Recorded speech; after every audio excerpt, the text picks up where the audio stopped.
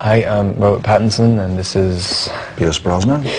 And we are doing MySpace Artist on Artist for our film Remember Me.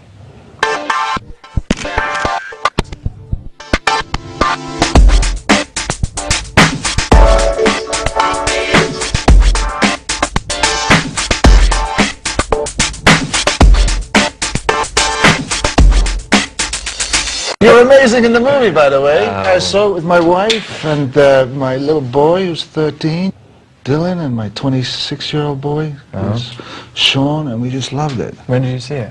Saw it about, I think, 4 weeks ago, 5 weeks ago. Still haven't seen the final cut yet, so I can't give you an honest compliment. But you were amazing when we were doing it on the day. Cheers, cheers. No, it's really good, Rob. You should be very, very proud, man. Really Good. And well done for being executive producer on it too. Everybody's been talking. That's like become one of the biggest talking points on this thing. I wasn't a proper executive producer. I feel bad for Nick Osborne, who was the actual producer. I only came on just to kind of protect it at the end. I didn't want anyone kind of, because it was quite an odd tone to the film. Right. It was like not a really traditional storyline, and I didn't really want it to be marketed as something that it wasn't, and or edited as to be something that it wasn't. Well done, man. I think it's a beautiful piece. I think it's going to really do you well. Yeah, I hope it connects well. I'm curious to see how people interpret it. It is a New York story. I mean, it's New York permeates this piece. Alan Coulter and I decided on me doing a Brooklyn accent, which I'd never done before, so I just went in with both Irish feet, head first. If you can do such a thing. Rob, what was your favourite scene? What was your favourite scene with me? What was your favourite scene in the movie? I don't know. I liked your improvisations when we were having the dinner scene. I always thought that was quite funny. And I liked the big confrontation scene. I liked when we were having dinner just before we started shooting anything, and I was just asking, what you thought about that big scene. Yeah. And you're just like, well, it's the young lion versus the old lion, and I was like, oh Jesus, I've got even more trepidation about it. It's like, okay, if you can see it in that simple a way, I'm just like, oh, and I just wanted to sit there like overcomplicating everything in my head and trying You're a complicated person. You got in the way of yourself all the time. It's like, get out of the way of yourself. But you did it, man. You did it really well. But I'd see you get yourself so G'd up before the scene. As you had to. I mean, you really have to. I mean, it was just...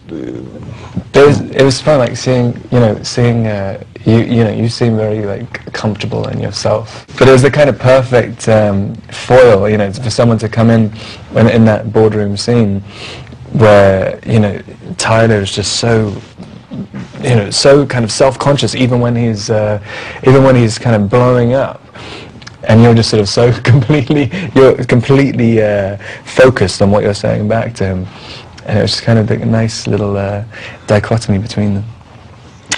It was a good scene to do. It was a very long day's work. I remember that. Yeah, I remember shooting that at about 11:30 at night. Yeah, so by the time we got into the ring with each other, it was, we'd been up since 6 in the morning. Drunk 30 Coca-Colas. Yeah. But I enjoyed doing that scene with you. I enjoyed being at the Oak Room, Emily and yourself and 6,000 screening girls outside. Eating 20 steaks. Alan Coulter, our director, good man. He left us alone. I thought he was just... He was very easy to work with. Definitely very easy. He was very trusting, very confident in who he'd cast and how they were behaving. It was nice. It was a very relaxed atmosphere the whole time, especially amidst all the craziness in a lot of the days. I mean, I remember him, keeping a really cool head about everything and ignoring all of the madness. So yeah, he was great.